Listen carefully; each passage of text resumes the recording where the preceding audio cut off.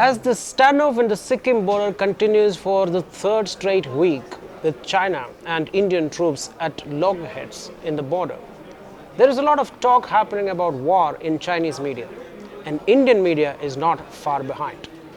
If we must talk about war, let us talk about war, but in a more realistic manner.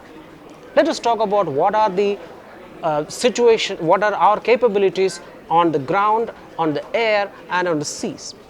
Reza, can we compare the capabilities of Chinese and Indian militaries?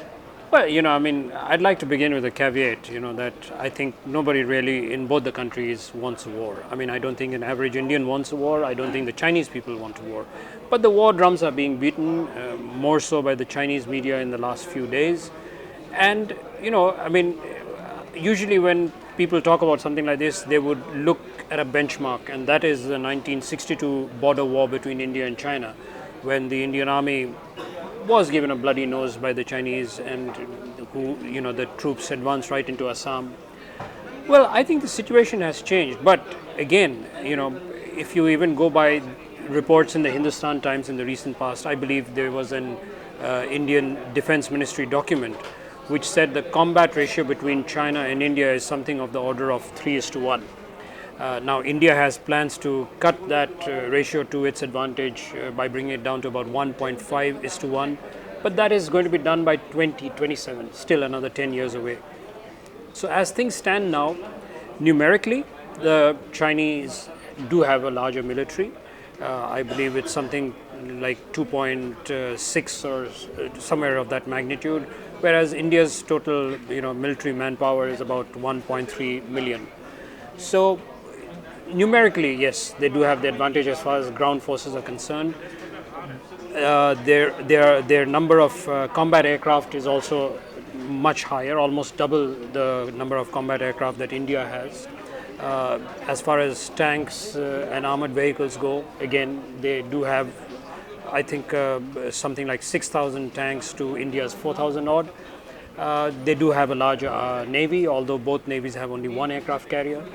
But if we're talking about just this sector, it would obviously be more about ground forces and missiles more than anything else. And India has done some considerable work in the last few years to build up 2 mountain divisions in the northeast.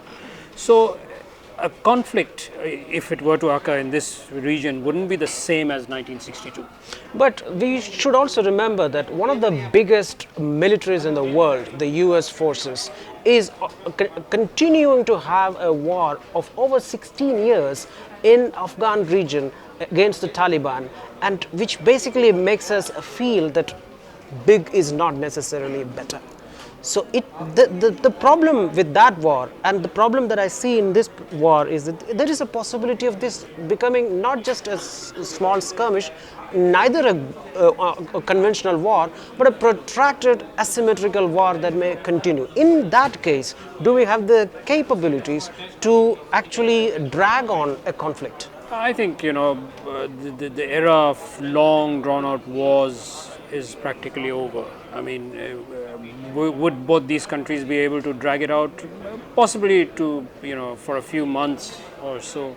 It would all depend on strategic oil reserves, ammunition reserves.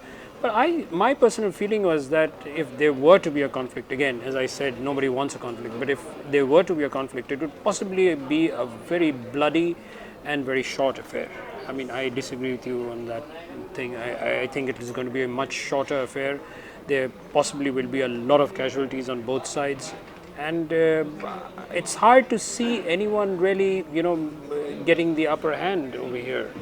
But there are also reports which say that if this were to drag on, I've read some reports saying that if this were to drag on, if the navies were to become involved, possibly India is in a slight of advantageous position that it could, create some sort of a blockade for Chinese shipping and trade. So, again, it's unlikely that this is going to be a war that any side is going to win. And let me lastly ask you a question about friends and foes. In the event of India having to build up a sort of an alliance with neighbors as well as bigger powers, do we have the support of our neighbors, number one? And number two, which are the countries that will be with us? Whether will it be US, Russia, or is it too much of a question to ask?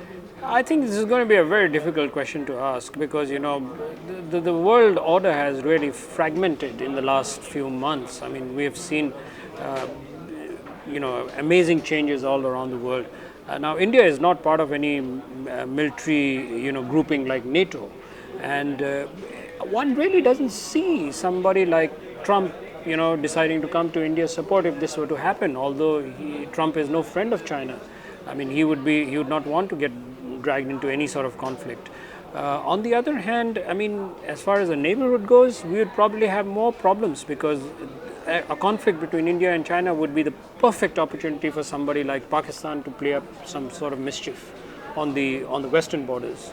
So in that sense, again, there will be all kinds of factors that will come into play. Bhutan, for example, is already a party to this affair in Sikkim, and possibly will be on India's side. But then, I mean, Bhutan, a country like Bhutan, really is not a heavy hitter. So it's going to be a very, very complex situation. We'll probably get a lot of moral support from other countries, but it's going to be a very difficult thing to sort of weigh alliances and friends. The aim of this quick take from Hindustan Times was not to beat the drums of war, but to inject some realism into the capabilities of the two military forces, two of the biggest military forces of India and China, and to show that perhaps it may not be a good idea after all to fire more shots. Remember what Prime Minister Narendra Modi had said, that not a single shot has been fired between the two countries despite a border standoff for many years. So it may be worthwhile to remember that peace is better than war. Let us give peace a chance, because talk is cheap, war has its costs. Thanks for watching.